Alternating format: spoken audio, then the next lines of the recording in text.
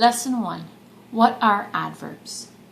In the last unit, you learned that adjectives tell about nouns and pronouns.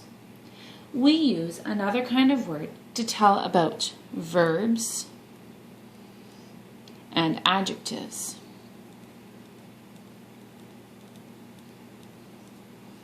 These words are adverbs.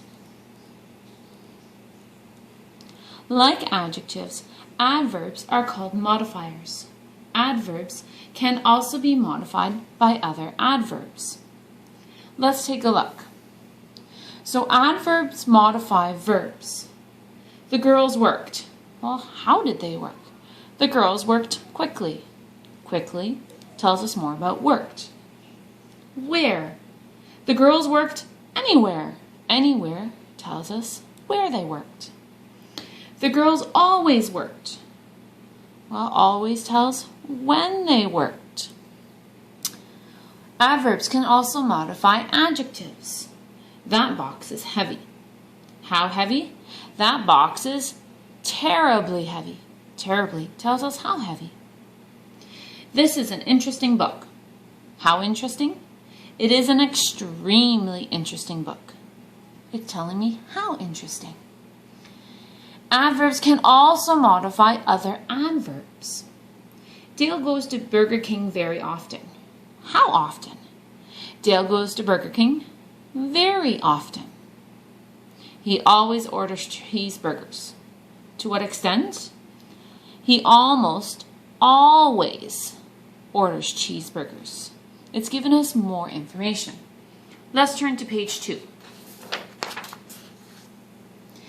Here are a list of words frequently used as adverbs. To answer the question how, well, hard, fast, and much. Adverbs that answer the question where, here, there, inside, outside. To answer the question when, now, never, often, always. To what extent? Quite, almost, very, and to.